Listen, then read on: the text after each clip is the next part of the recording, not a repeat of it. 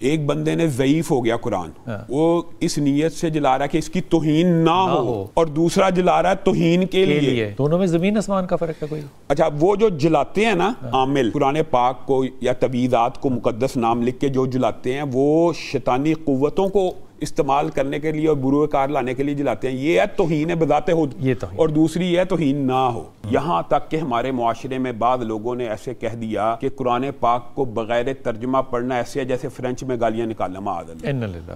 قرآن پاک یا شفا کی یا ثواب کی کتاب صرف نہیں ہے، صرف نہیں ہے، ٹھیک، لیکن یہ ہے ضرور ہے۔ تو اگر قرآن پاک سے بھی آپ نے شفا لینی ہے تو آپ کو پڑھنا پڑے گا۔ کلیہ امت کو بتا دیا کہ ایسا ہر دم جائز اور درست ہے ما لم یکن فیہ شرک، جس میں شرک کی آمیزش یا مبہم الفاظ نہ ہو، تو وہ سارے کا سارا دم کرنا جائز ہے۔ بسم اللہ الرحمن الرحیم، السلام علیکم ورحمۃ اللہ وبرکاتہ۔ اللہم صلی علی محمد وعلی محمد، رب اشرح لی صدری ویسر لی امری واحلل عقدۃ من لسانی یفقہوا قولی، آمین۔ خواتین و حضرات، آپ دیکھ رہے کتب آن لائن اور میں ہوں بلال کتب، اور آج کا دن جو ہوتا ہے وہ آپ کے ساتھ خاص طور پہ روحانیت کے معاملات جو ہیں ان کو ڈسکس کیا جاتا ہے۔ ویسے میری طرف سے تو کسی پہ پابندی نہیں ہے کہ وہ صرف روحانی معاملات پہ ڈسکس کرے، وہ جس طرح کے بھی اپنی زندگی کے مسائل ہیں اس کے لیے کال کر سکتے ہیں، اور ہمیشہ کی طرح کوئی ایسے ہمارے ساتھی بھی ساتھ ہوتے ہیں جو کہ آپ شرعی حدود کے اندر رہتے ہوئے آپ کو شرعی مسئلے کا حل بھی بتاتے ہیں۔ علامہ ہشام الہی ظہیر بھائی ہمارے ساتھ ہیں، السلام علیکم۔ وعلیکم السلام، اللہ کا کرم۔ ہمارا ٹیلی فون نمبر جو ہے وہ آپ کے سامنے چل رہا ہے اور آپ ہمیں کال کر سکتے ہیں، اور انشاءاللہ تعالی اللہ نے چاہا تو پوری ایمانداری اور پورے علم کے زور پہ آپ کو جواب ضرور دیں گے۔ علامہ صاحب، عام طور پہ لوگوں کا یہ کمنٹ ہوتا ہے کہ قرآن حکیم جو ہے یہ ایک دین کی کتاب ہے، ہدایت کی کتاب ہے، اور ہم اس میں سے علاج ڈھونڈ کے جو ہے وہ آیتیں نکال رہے ہیں کہ اس سے یہ ہوگا یہ ہوگا۔ کیا قرآن کا مقصد اس سے کم نہیں ہوتا؟ بسم اللہ الرحمن الرحیم۔ بلال بھائی، یہ بڑا ویلڈ اور جائز کویسچن ہے۔ حقیقت بات یہ ہے کہ قرآن جو کتاب ہے کتاب ہدایت ہے، اور ہدی للمتقین نہیں ہے، ہدی للناس ہے۔ صرف متقیوں کی ہدایت نہیں، ہدی للناس، انسانوں کے لیے، تمام انسانوں کے لیے۔ لیکن اس جملے کے اندر یا قرآن پاک کا یہ جو اصل مقصد ہے، اس کو اگر ظاہر کر دینے کے بعد یہ کہہ دیا جائے کہ قرآن کتاب شفا بھی نہیں ہے، قرآن کتاب ثواب بھی نہیں ہے، یہاں تک کہ ہمارے معاشرے میں بعض لوگوں نے ایسے کہہ دیا کہ قرآن پاک کو بغیر ترجمہ پڑھنا ایسے ہے جیسے فرینچ میں گالیاں نکالنا۔ معاذ اللہ۔ تو مجھے ایک بات آپ یہ بتائیں کہ الف لام میم 3 حرف ہیں، کتنی نیکی ہیں؟ 30 نیکی ہیں نا، 30 نیکی ہیں۔ اب الف لام میم کا ترجمہ کوئی جانتا ہے؟ نہیں۔ تو بغیر سمجھے پڑھنے کا ثواب ہے نا، یہ کتنی عام فہم بات ہے۔ تو یہ کتنی بڑی دلیل ہے کہ قرآن پاک کو بغیر سمجھے پڑھنے کا بھی ثواب ہے۔ اور پھر اللہ رب العزت قرآن پاک میں 3 مختلف مقامات پہ فرماتے ہیں وَنُنَزِّلُ مِنَ الْقُرْآنِ مَا هُوَ شِفَاءٌ، ہم نے قرآن پاک کو نازل کیا جس میں شفا ہے۔ کس کے لیے؟ شفاء و رحمت للمومنین، رحمت بھی ہے، شفا بھی ہے مومنوں کے لیے۔ ایک تو یہ آ گیا۔ پھر دوسری جگہ کیا فرمایا؟ یا ایھا الناس قد جاءتکم موعظۃ من ربکم وشفاء لما فی الصدور۔ اب یہاں پہ اللہ تعالیٰ نے مومن کا ذکر نہیں کیا، یا ایھا الناس۔ تو قرآن پاک میں شفا ہے پوری انسانیت کے لیے۔ اور یہ شفا طبی ہے یا روحانی ہے؟ ہاں، یہ جو دیکھیں انہی آیات میں اللہ رب العزت نے اس کو بھی بیان کیا۔ شفا جو ہوتی ہے یا روح کے لیے ہوتی ہے یا جسم کے لیے ہوتی ہے، تو قرآن پاک شفا ہے روح و بدن دونوں کے مجموعے کے لیے۔ ہدایت ہے روح کے لیے، اور جسمانی امراض کی شفا اس میں کیسے ہے؟ یہ قرآن سے بھی ثابت ہے اور سنت سے بھی۔ لیکن بلال بھائی وہی بات ہے کہ ہم نے یہ شفا حاصل کیسے کرنی ہے؟ لیٹ سپوز ڈاکٹر نے آپ کو ڈسپرین دی ہے، اور مجھے رسول اللہ صلی اللہ علیہ وسلم کی حدیث ذہن میں آتی ہے، شہد میں شفا ہے، کلونجی میں شفا ہے، یہ ساری حدیثیں آپ کو پتہ ہیں۔ تو اب بندہ شہد لے کے پھرنا شروع کر دے اپنے ساتھ ساتھ، یا لٹکا کے یا زمزم لٹکا کے پھرنا شروع کرے، کبھی شفا نہیں ملے گی۔ اس کو کھانا پڑے گا، اس کو کھانا یا پینا پڑے گا، یعنی جو حیت ہے اس کے۔ تو قرآن پاک بھی شفا ہے، لیکن ملے گی تب اگر پڑھے گا۔ اگر قرآن پاک کو بھی بلال بھائی ہم نے لٹکانا ہی ہے، یا جو آپ نے بات کی ہے یہ بات میں اس کو بالکل نگیٹ نہیں کر رہا۔ قرآن پاک شفا کی یا ثواب کی کتاب صرف نہیں ہے، صرف نہیں ہے، ٹھیک، لیکن یہ ہے ضرور ہے۔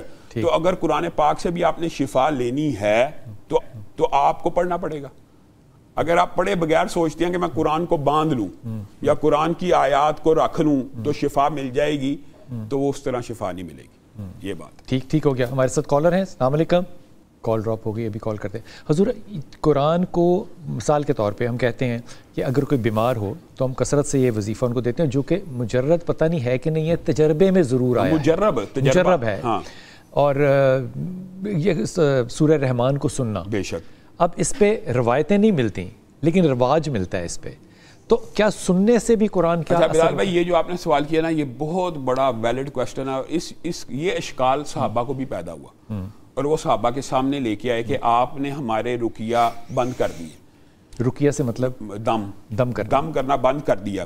تو رسول اللہ صلی اللہ علیہ وسلم نے کہا, مثلا بخاری شریف کی اور دیگر حدیث کی کتابیں, انہوں نے کہا بچھو کے کاٹنے کا ایک رقیہ تھا, تو رسول اللہ نے کہا میرے سامنے پیش کرو. صحابہ نے پیش کیا تو رسول اللہ نے کہا یہ کر لیا کرو. پھر ایک کلیہ امت کو بتا دیا کہ ایسا ہر دم جائز اور درست ہے ما لم یکن فیہ شرک, جس میں شرک کی امیدش یا مبہم الفاظ نہ ہو, تو وہ سارے کا سارا دم کرنا جائز ہے. یہاں سے دو باتیں سمجھ آتی ہیں کہ جو آپ نے بات کی ہے تجربے سے پتہ چلتا ہے کہ میں نے یہ آیت پڑھی تو اس بیماری کا علاج ہو گیا. یہ جیسے آپ سورۃ رحمان کہتے ہیں, اس کی تو کینسر کی تھراپی یہاں پہ سروسز ہاسپٹل میں ایک دفعہ آپ نے ان ڈاکٹر صاحب کو بلایا بھی تھا, تو انہوں نے آپ کو بتلایا بھی کہ تجربے سے ہم نے دیکھا کہ اس کے اثرات گولیوں سے بھی زیادہ ہیں. تو اصل بات یہ ہے کہ تجربہ ایسی چیز کا کرنا, قرآن پاک کو اللہ نے کہا ما ہوا شفاء و رحمت للمؤمنین, پوری کی پوری کتاب شفا ہے. تو اگر میں اور آپ کسی آیت میں ترجمے کے اوپر غور کر کے سمجھتے ہیں یہ فلاں بیماری کے لیے مجرب ہو سکتی ہے, تو آپ اس کو اپلائی کرتے ہیں کسی مریض کے اوپر اور اس کے اوپر دم کرتے ہیں اور اس سے شفا مل جاتی ہے. مثلا رسول اللہ صلی اللہ علیہ وسلم کے صحابی سعید خدری کی جو مشہور حدیث ہے, اور ایک نہیں ہے کئی ہیں, وہ بچھو کا ڈنگ آپ کو پتا سردار کو لگا تو انہوں نے سورۃ فاتحہ پڑھ کے, اب اس وقت تک رسول اللہ نے سورۃ فاتحہ بتلائی تھی؟ نہیں تھی نا بتلائی, انہوں نے تجربے سے سیکھا. بس بات ختم. اس میں کوئی اتنا بڑا ابہام ہے ہی نہیں کہ انسان کسی بھی آیت کا تجربہ کر سکتا ہے اور اس کے الفاظ اور معانی کے اوپر غور و فکر کر کے وہاں سے کسی نہ کسی بیماری کا اگر استدلال کرے, اس میں قطعاً کوئی نجائز بات نہیں. یہ جو تجربے والی بات کی شام نے, یہ بڑی خوبصورت ہے, اور اس پہ اب واپس آ کے نا جو موقع ملا تو میں کھجور والی جو بات تھی نا کہ کھجوروں کو کراس کرنا ہے, اس پہ بھی ذکر کرتے ہیں. جی ہمارے ساتھ تحسین ہے کراچی سے. جی السلام علیکم. وعلیکم السلام. کتب میں تحسین کراچی سے بات کر رہا ہوں. جی فرمائیے حکم. اچھا, یہ کافی سال سے 10-15 سال سے میرے ساتھ ایشوز ہیں, تو روحانی مسائل بھی طبی مسائل بھی ہے نا. اچھا. تو کافی جگہ پہ علاج کرایا میں نے, اور کافی دواؤں پہ بھی میں رہا ہوں, مطلب, اور اب دواؤں پہ علاج کرا رہا ہوں اور روحانی علاج بھی کروا رہا ہوں نا. مسئلہ یہ ہے کہ میں اب یہ مسئلہ ہے کہ میں کچھ پڑھنے جاتا ہوں نا, مطلب خاص کر درود شریف پڑھتا ہوں تو مجھے بہت زیادہ ڈکاریں آتی ہیں نا, پیٹ میں کافی درد ہوتا ہے پڑھتے وقت مجھے, اور پیچھے کھینچتا ہے نا, یہ جو ہے نا گردن کے پیچھے یہاں پہ کھینچتا ہے نا کافی ٹائم سے. آپ جب درود شریف پڑھتے ہیں تو آپ کو ڈکار آتے ہیں, یہ کہہ رہے ہیں آپ؟ بہت زیادہ ڈکاریں آتی ہیں, مطلب ایسے بہت زیادہ ڈکاریں آتی ہیں ایک دم, اور جب پیٹ پھول جاتا ہے جب ڈکاریں آتی ہیں. اچھا. پیٹ کٹنا شروع ہو جاتا ہے, جب پیٹ میں آڑا نہ چلتا ہو جس طرح ہوتا ہے نا. اچھا. تو مطلب میں 313 بار ریگولر پڑھتا ہوں نا عشاء کے بعد خاص کر کے نا, تو یہ چیز ہو نہیں میرے ساتھ نا. تو ایک جگہ میں علاج بھی کروا رہا ہوں, کافی 10 سال سے علاج کروا رہا ہوں. تو مجھے وہ دیتے ہیں تعویذ وغیرہ دیتے ہیں پینے کے اور جلانے کے نا. اچھا. وہ بھی میں کر رہا ہوں نا میں. تعویذ کون دیتا ہے آپ کو پینے اور جلانے کے لیے؟ جی ہمارے یہاں ہے آستان ہے نا, وہاں پہ یہاں پہ جو ہے یہ کراچی سے, تو یہاں سے میں جاتا ہوں تو مجھے دیتے ہیں نا پینے کو اور جلانے کے تعویذ دیتے ہیں نا صبح شام کے. یہ جلانے والے تعویذ پہ کیا لکھا ہوتا ہے؟ ہاں یہ پوچھے. ان کے نام لکھے ہوتے ہیں. کس کے؟ نمرود وغیرہ کے شیطانوں کے نام لکھے ہوتے ہیں نا, وہ جلانے کے ہوتے ہیں تعویذ. اچھا. نمرود وغیرہ کے. جی میں سمجھ گیا. وہ جلانے ہوتے ہیں تعویذ, تو وہ میں کہتا ہوں 10 سال ہو گئے اس کو نا مجھے. تو اب یہ چیز میرے پہ ہے لیکن کم ہے, کافی شدت کم ہے, لیکن بہت زیادہ مجھے پرسنل مجھے بہت تکلیف ہوتی ہے نا. تو میں ان سے بات کرتا ہوں جا کے, وہ ہوتے ہیں کہ وہ کہتے پڑھتے رہو خود صحیح ہو جائے گا, پڑھتے رہو صحیح ہو جائے گا نا. تو تحسین یہ فرمائیے کہ آپ کو یہ صرف درود پڑھنے پہ ہوتا ہے یا قرآن باقی پڑھنے پہ بھی ہوتا ہے؟ قرآن شریف میں زیادہ پڑھ نہیں پاتا, رمضان میں پڑھتا ہوں نا قرآن شریف. قرآن شریف پڑھتے مجھے نہیں ہوتا نا, خاص کر درود شریف پڑھتے ہوتا ہے مجھے. ٹھیک. باقی اگر آپ یہ نہ پڑھ رہے ہو تو آپ کا دن ٹھیک گزرتا ہے؟ نہیں ٹھیک نہیں, مجھے بے چینی رہتی ہے. مطلب ٹھیک, ابھی آپ نے فون بند کر دینا اور ٹیلی ویژن پہ نا حافظ صاحب کی بات سنیے, پھر میں اس کے بعد آپ سے بات کروں گا. بلال بھائی بنیادی طور پہ یہ ایک بات یعنی اطباء کے اندر کہہ لیں یا جو رقیہ شریعہ کے ماہرین ہیں ان کے ہاں مسلمہ اصول ہے کہ کسی بھی ذکر کو کرنے کے اوپر, یعنی یہ درود پاک ایک بہت بڑا ذکر ہے فضیلت والا, کسی بھی ذکر کو کرنے کے اوپر جمائی آئے, ڈکار آئیں, چھینکیں آئیں, طبیعت خراب ہو تو اس کے اوپر شیطانی, اس بندے کے اوپر اثرات ہوتے ہیں شیطانی جنات کے, تو اس کو اپنا علاج پراپر کروانا چاہیے. اب یہ علاج کی جس قسم کی طرف جا رہے ہیں نا, یہ روحانی علاج کی صحیح قسم نہیں ہے کہ شیطان ہاں اب آپ بات سمجھیں, شیطان, نمرود, حامان, قارون, جو آپ نے پہلا سوال کیا, اسی لیے میں نے کہا یہ سوال ضرور کریں.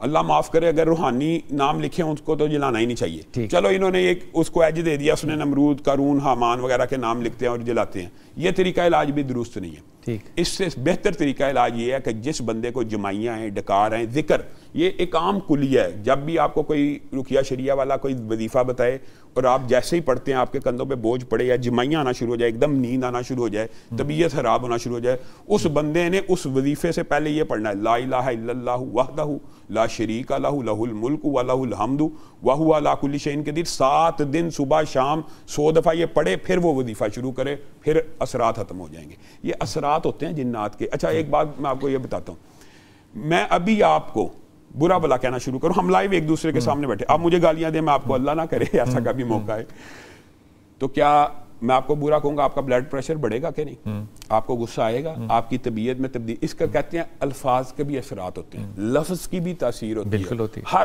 حتیٰ کہ میڈیکل سائنس نے اور جدید ماہرین بھی اس بات کو مانتے ہیں کہ جو کانفیڈنس ہوتا ہے یا اعتماد ہوتا ہے, جن بچوں میں یہ بیماری ہوتی ہے کانفیڈنس کی کمی, تو ان کا بوسٹ صرف الفاظ سے کیا جا سکتا ہے. بیٹے آپ بہت اچھے ہو, آپ بہت اچھا کر رہے ہو, ویل ڈن. یعنی یہ دیکھیں یہ الفاظ عربی میں تو نہیں ہے لیکن ان الفاظ کی بھی تاثیر ہے.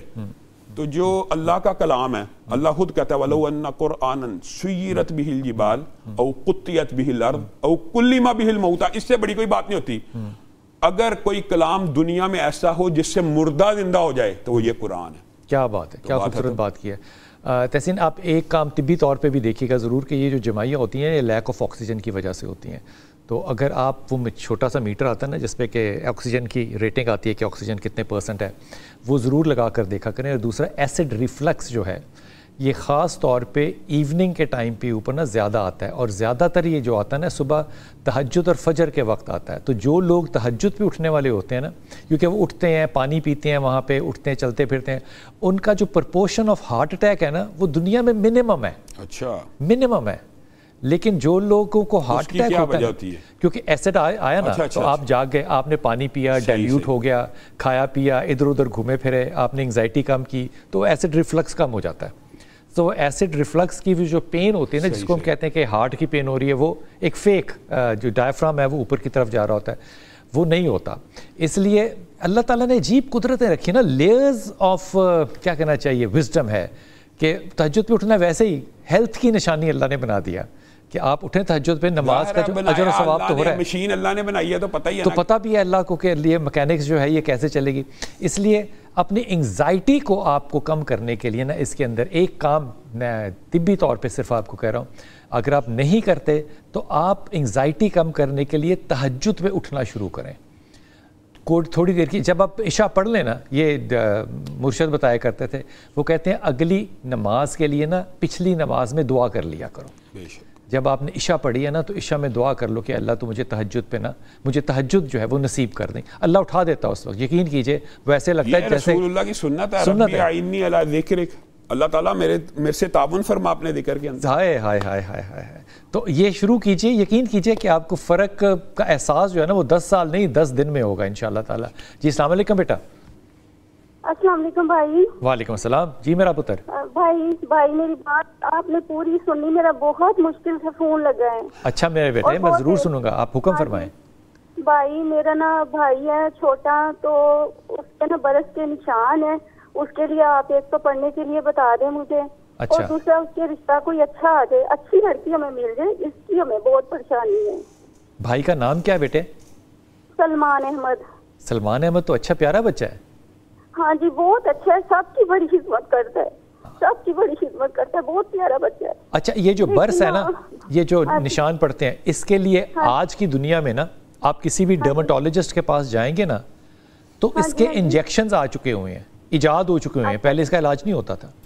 اب طبی طور پہ اس کا علاج میری پیاری بہن ممکن ہے. آپ آپ کس شہر میں رہتی ہیں؟ بھائی میں فیصل آباد سے کال کر رہی ہوں. ایک تو یہ بھی ہو جاتا ہے کہ اس کو نا چوٹ لگ جاتی ہے کہیں.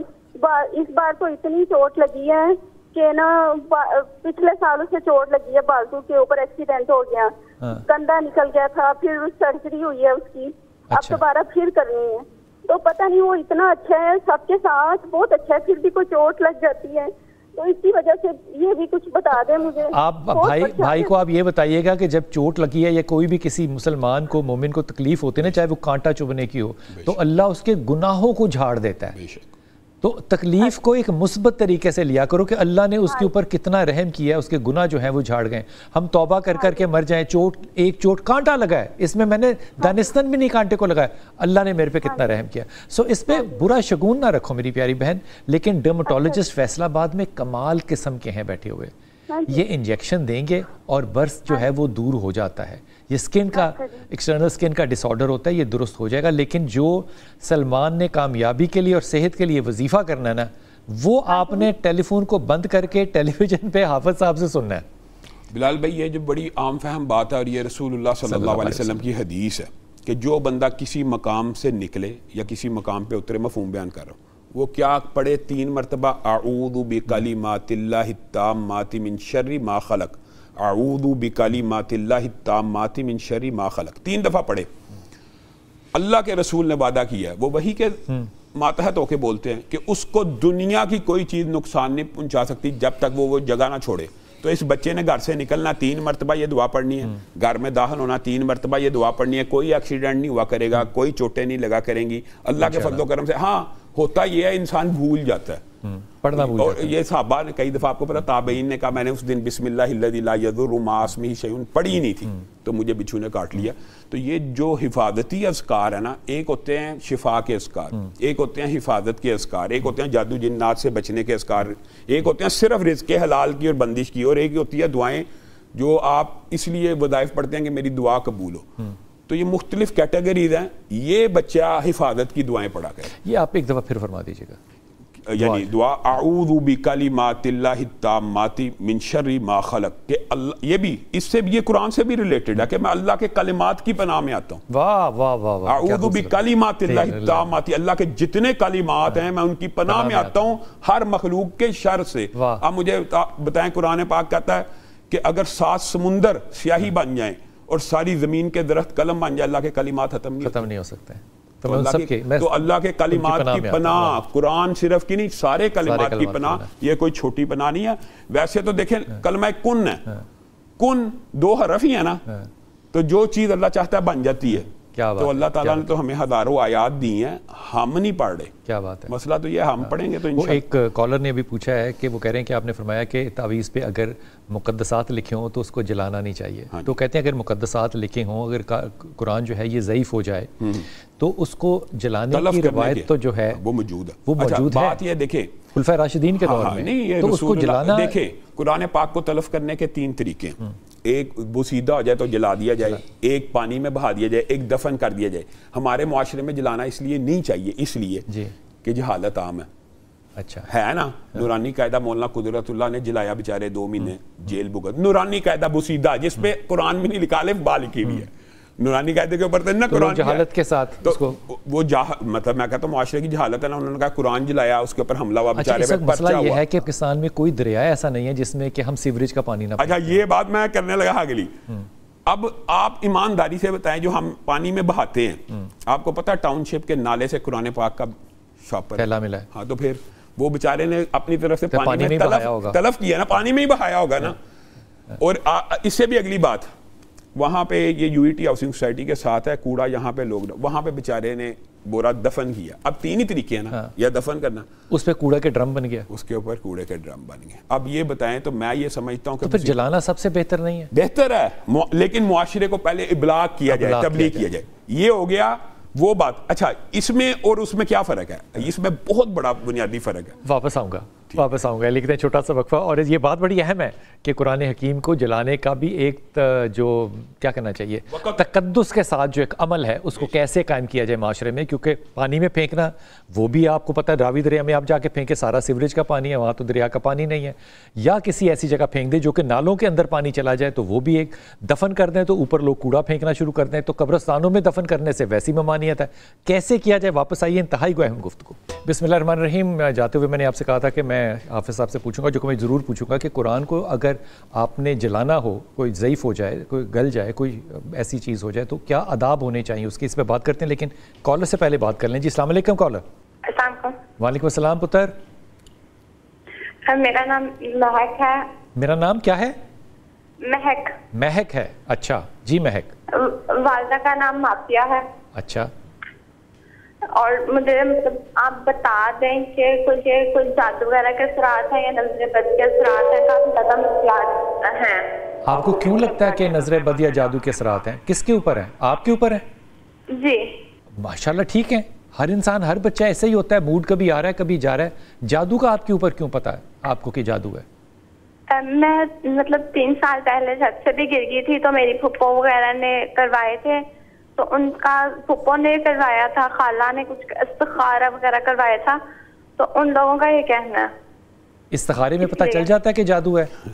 مجھے نہیں اس چیز کا پتا، لیکن ان لوگوں نے یہ کہا ہے. میں نے تو کبھی بھی مطلب دیکھا نہیں، سنا نہیں. میری امی بھی نہیں کرواتی تھی، ابو نے بھی کبھی ان چیزوں کو نہیں مانتے. میرے ابو اہل حدیث ہیں. اچھا ماشاءاللہ. تو دیکھو اللہ تعالیٰ نے بھی کہا نا کہ جب کسی سے مشورہ لینا تو اہل علم کے پاس جاتے ہیں، اہل ذکر کے پاس جاتے ہیں. حافظ صاحب آپ کو بتائیں گے کہ آپ نے پڑھنا کیا ہے جس سے آپ کو اللہ تعالیٰ صحت بھی دے اور آگے شفا کے راستے بھی کھولے. بلال بھائی، پہلی ایک بات بڑی اہم ہے کہ کوئی بندہ بھی سوچتا ہے میرے پہ جادو جنات ہو گئے، کسی عامل کے پاس گیا، اس نے پیسہ بٹورنے کے لیے کہہ دیا، کبھی کسی نے یہ نہیں کہا نہیں ہے کالے اثرات. میں ایک عام فہم بات کرتا ہوں آڈینس، تاکہ ساری اس بات کو جج کرے کہ عامل کے پاس جانا کب ہے. جادو کی جو پہلی نشانی، جو ابتدائی معمولی نشانیوں سے بڑی نشانی تک جاتے ہیں، اگر یہ نشانیاں ہیں تب جائیں، ورنہ ہے ہی نہیں جد. پہلی بات یہ، انسان بیٹھا ہوا ہے، اس کے کپڑے گیلے ہو جائیں، پانی کے چھینٹے پڑ گئے، یہ پہلی نشانی، اول نشانی ہے. سوٹ کو الماری میں لٹکایا ہوا ہے، جل گیا ہے، استری کا نشان آ گیا ہے، اس کے اندر سوراخ بن گیا ہے، یہ چھوٹی نشانی ہے. بڑی نشانیاں کیا ہیں؟ خون کا چھینٹا پڑنا، یہ بڑی نشانیوں میں سے ہے. چھت پہ گئے ہیں، خون گرا ہوا ہے، دیواروں کے اوپر خون کے چھینٹے، کپڑے کے اوپر خون کے چھینٹے. پھر اس سے اگلی نشانی یہ ہوتی ہے کہ انسان کو کسی نے تھپڑ نہیں مارا، کچھ نہیں ہاتھ لگایا، لیکن نشان پڑے ہوئے نیل والے. ٹھیک.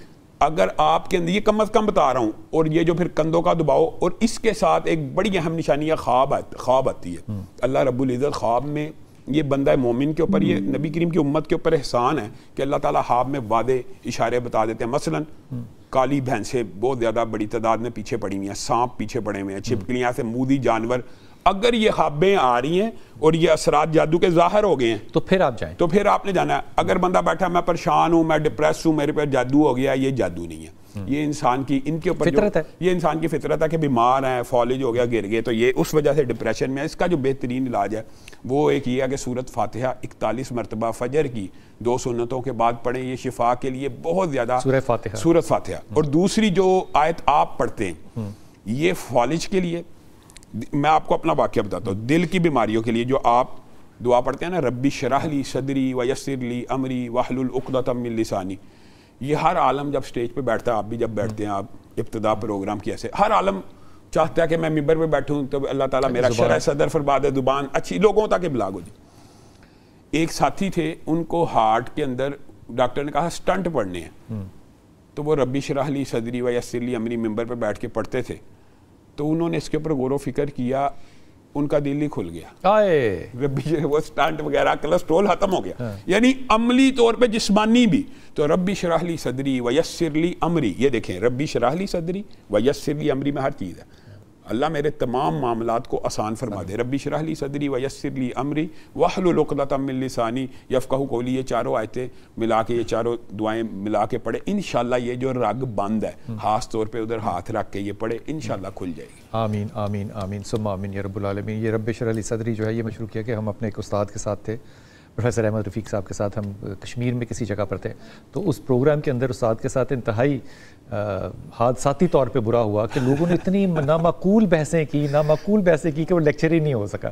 تو جب گاڑی میں واپس آ رہے تھے اور میں نے پروفیسر سے پوچھا, میں نے کہا آج بڑی عجیب ہو غریب, انہوں نے کہا ہونی سی کہ استاد محترم تانوں پتہ سی کہندا میں دعا پڑھنی جو بھول گیا تھا. یہ ہوتا ہے, یہ تو ہوتا ہے. تو دعا کے اندر اتنی تاثیر اور اثر ہے, لیکن یہ دعا ضرور پڑھا کریں. اور یہ جو آپ نے بتایا کہ اس سے سینہ کھلتا ہے, اور یہ یقین کیجئے یہ صرف ایک سیلف بلیف کی بات نہیں ہے, یہ تجربے نے, آنکھوں نے دیکھا ہے ایسا ہوتا ہوا کہ جو میڈیکل سائنس کہہ رہی ہے اس کے بالکل برعکس وظیفے نے اپنا اثر جو ہے وہ دکھایا. برکت سے وقفہ لیتے ہیں, واپس آتے ہیں. بسم اللہ الرحمن الرحیم. سب سے پہلے کالر سے پہلے یہ بات بتا دیں کہ وہ قرآن کو جلانے کا ایک جو طریقہ ہے وہ کیسے ادا کیا جائے کہ اس میں بے حرمتی بھی نہ لگے. یا بلال بھائی, بنیادی طور پہ سوال یہ تھا کہ وہ کہہ رہے ہیں کہ جب آپ کو قرآن کے جلانے پہ اعتراض نہیں تو تویز کے اوپر کیوں ہے. میں آپ کو یہ بتاتا ہوں انما الاعمال بالنیات 90 ڈگری سے بھی زیادہ کا فرق ہے, بلکہ 360 ڈگری کا فرق ہے. ایک بندے نے ضعیف ہو گیا قرآن, وہ اس نیت سے جلا رہا ہے کہ اس کی توہین نہ ہو, اور دوسرا جلا رہا ہے توہین کے لیے. دونوں میں زمین آسمان کا فرق ہے کوئی. اچھا, وہ جو جلاتے ہیں نا عامل, قرآن پاک کو یا تبعیضات کو مقدس نام لکھ کے جو جلاتے ہیں, وہ شیطانی قوتوں کو استعمال کرنے کے لیے اور برے کار لانے کے لیے جلاتے ہیں. یہ ہے توہین بذات خود, اور دوسری یہ ہے توہین نہ ہو. اتنا زمین آسمان کا عمل ایک ہی ہے, لیکن دونوں کے اثرات مختلف ہیں, نیتیں فرق ہیں. ہاں, تو اس طرح تویز کے اوپر اللہ وغیرہ کے نام لکھ کے جلانا 100% حرام ہے. اسی طرح قرآن پاک کو جلانا 100% حرام ہے, لیکن ایک بسیدہ اوراق ہو جائیں اس کی تعظیم کے لیے, اس کو بچانے کے لیے جلانے کا ایک طریقہ موجود ہے, لیکن اس کا معاشرے میں ابلاغ ہونا چاہیے. یہ نہ ہو کہ اگر کوئی اچھا, ابھی میں یہ سمجھتا ہوں کہ جس طرح کا معاشرہ ماحول ہے, ابھی اگر کوئی جلائے گا تو لوگ کبھی نہیں مانیں گے کہ یہ توہین نہیں ہے, تو اس لیے اس سے اوائڈ کرنا چاہیے. تو کیا کریں پھر قرآن؟ تو اس کے لیے جو قرآن محل پہلے بنے تھے اب وہ بھی ان ایکٹیو ہو گئے ہیں. پرویز الہی کے دور میں وغیرہ میں انہوں نے ایک بڑے سٹرکچرز بنائے تھے, اب وہ ان کو کال کرو لینے آ جاؤ, لینے نہیں آتے. ہمارے مدارس میں بوریاں بھری ہوئی ہیں جو ضعیف اوراق ہیں. کیا کریں, فتنہ اتنا کہ دفن نہیں کر سکتے, نہر میں نہیں پھینک سکتے, جلا نہیں سکتے, کیا کریں. ہاں, تو وہ کمروں اچھا سمندر میں پھینکے وہ لہروں سے واپس آ جاتے ہیں. ہاں, اب آپ بتائیں, تو پھر اس کا مطلب ہے حکومت کو بیٹھ کے کوئی برن سینٹر یا اس کو پیپر کو دوبارہ ریسائکلنگ کا کوئی نہ کوئی اس طرح کا. یہ سعودی عرب والے کیا کرتے ہیں؟ ہاں, وہ ادھر یہ معاشرے میں مسئلہ نہیں ہے, وہ برن کر دیتے ہیں, وہ برن کر دیتے ہیں. ریسائکلنگ بھی اگر کرنی, اور رینک والے بھی پروجیکٹس ہم نے تو سنے تھے. قرآن اصل میں یہ کام تھا قرآن بورڈ کا, حکومت کا, تو حکومت اس کو آگے بڑھ کے اٹھائے نا اپنے کندھوں پہ, تاکہ معاشرے سے یہ پرچے ہی ختم ہو. معاشرے میں بلال بھائی ہر روز یہ پرچہ ہوتا ہے کہ فلاں جگہ قرآن جل گیا, فلاں جگہ یہ ہو گیا. وہ اکثر اس میں 90% جل ہی ہوتے ہیں. وہ ضعیف قرآن کو انہوں نے یعنی تلف کرنے کی نیت سے جلایا ہوتا ہے. کنواں کھود کے اس میں دفن کیا جا سکتا ہے. ہاں, کیا جا سکتا, کنواں بھر دیں. ہاں, تو وہ بعد میں وہ بھی گندگی, مطلب یہی مسائل ہے نا. مسئلہ تو یہ ہے کہ بعد میں وہ کہتے ہیں جی فلان ہے, جی فلان ہے, وہ کھاد بن جائے گی, اور وہابیاں نے گندے کنویں قرآن سے. یہ مسائل ہیں, تو یہ مسائل حل کرنے چاہیے. ایک بات میں جزوی طور پہ کہنا چاہتا ہوں, چونکہ ہمارا موضوع ہے تو اسی موضوع کے اوپر بات ہو رہی تھی. یہ ہمارے معاشرے میں جو بات ہے نا کہ چھڑے حافظ کی کوئی فضیلت نہیں, جس کو قرآن کا ترجمہ نہیں آتا, یہ بھی غلط ہے, کیونکہ رسول اللہ صلی اللہ علیہ وسلم بہت غلط ہے, غلط نہیں ہے, بہت غلط ہے. نے فرمایا پڑھتا جا اور چڑھتا جا, قیامت کے دن جنت کے ویسے 100 درجے ہیں, آپ کو پتہ ہے, عموماً درجے 100 ہیں, لیکن حافظ قرآن کے لیے 6000 سے اوپر درجات ہیں کہ جو آیت پڑھے گا اس کے اوپر ایک درجہ چڑھتا ہے. ایسا نامعقول کسی نے کہا کہ جو سمجھتا نہیں ہے وہ پڑھے نہیں, کیسی بات ہے. آسیہ ہمارے ساتھ ہیں. السلام علیکم آسیہ. جی وعلیکم السلام, کیسے ہیں آپ؟ جی اللہ کا شکر ہے پتر, حکم. جی میں نے اپنے بارے میں پوچھنا ہے کہ میرے گھر میں نا امی کے گھر سے لے کے جادو ٹونے کا مسئلہ تھا. کیا چیز, کیا مسئلہ تھا؟ سوری. والدہ کے ساتھ تھوڑے روحانی پرابلم تھے. آپ کی والدہ کا کیا نام بیٹا؟ حلیمہ بی بی ہے. حلیمہ بی بی کے ساتھ روحانی مسائل کیا تھے, وہ مسئلہ بتا. روحانی مسائل ان کے ساتھ یہ تھے کہ سوتے فجر سے پہلے ہمارے گھر میں اٹھنے کے رواج تھا. اچھا. تو جب میں اکثر پہلے میں اٹھ جاتی تو دادا اٹھتے, اس کے بعد میں اٹھتی تو دیکھتی کہ امی کے ہاتھ کو مڑے ہوئے ہوتے, اپنے بال نوچ رہی ہوتی سوتے ہوئے بھی, اور عجیب سا منہ ان کا ٹیڑھا میڑا ہو جاتا. اور بس اسی طرح سے پھر میری شادی ہو گئی, 8-10 سال میرے بچے نہیں ہوئے. میری 52 سال عمر ہے, 3 بچے ہیں میرے, 2-3 مرے ہوئے پیدا ہوئے. اور پھر یہ سلسلہ ہمارے پورے گھر میں چل نکلا کہ بس برے خواب آنے, سانپ نظر آنے, اونچائی سے میں نے گر جانا, میں نے کھائی میں گر جانا، پھر اسی طرح چلتا رہا سلسلہ. اب ہم 7 بہن بھائی ہیں تو ساتوں کے ساتھ ہی روحانی مسئلے ہیں، کچھ سمجھ میں نہیں آتا. آپ کے ساتھ کیا روحانی مسئلہ بیٹا؟ میرے ساتھ یہی مسئلہ کہ میرے ساتھ بہت سارے مسئلے ہوئے ہیں کہ مجھے 2 فائر لگے، مجھے بہت زیادہ سوتے ہوئے ڈر لگتا ہے. ابھی تھوڑی دیر پہلے ہی میں فجر کے بعد سوئی تھی تو 9 بجے کے قریب اٹھی ہوں تو ایک دم سے میرے بند گھر کے اندر دروازہ ایک دم بجاتا ہے یا میرا نام لیتا ہے کوئی آسیہ، تو جب میں ایک دم سے اٹھتی ہوں تو کوئی نہیں ہوتا. یہ آواز مردانہ ہوتی ہے زنانہ ہوتی ہے؟ یہ مردانہ ہوتی ہے. ٹھیک. یہ جو والدہ کے آپ نے سمٹمز بتائے نا، ہاتھ پاؤں مڑنے، ایک تو جسے کہتے ہیں نا ریڈ بک میں ڈائگنوزڈ چیز ہوتی ہے. مثال کے طور پہ ویل کو ری انوینٹ انگریزی میں کہتے ہیں کہ دوبارہ نہیں کرنا چاہیے. جو گریز انیٹمی میں لکھا گیا ہے اس کو آپ ری انوینٹ نہیں کر سکتے. یہ سائیکوٹک ڈس آرڈر ہوتا ہے بیٹا. اس کا روحانیت سے کم از کم کوئی تعلق نہیں ہے. ہاتھ پاؤں مڑ جاتے ہیں، آنکھیں چڑھ جاتی ہیں، یہ شیزوفرینیا کی کنڈیشن ہوتی ہے. سو اس کے لیے میرے خیال میں روحانیت کا تجربہ نہ کرو. اس کو سائیکائٹرسٹ کے پاس لے کر جاؤ گے تو 8 سے 12 ہفتے کی دوائی کے بعد فرق نظر آنا شروع ہو جائے گا. ایک تو یہ کام کرو.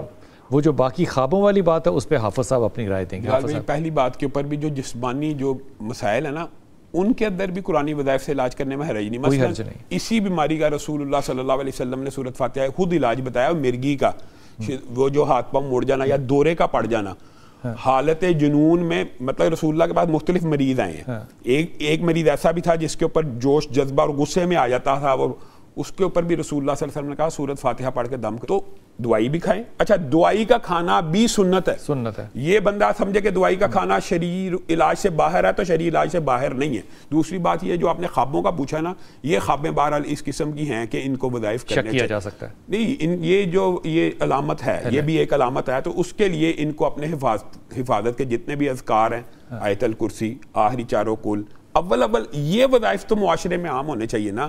کہ جو جادو کے ابتدائی علاج ہے، مثلا جادو کا ابتدائی علاج ہے سورۃ بقرہ کی آخری 2 آیات، آیت الکرسی، 4 کل، کم از کم ان کا تو کثرت سے ورد کریں.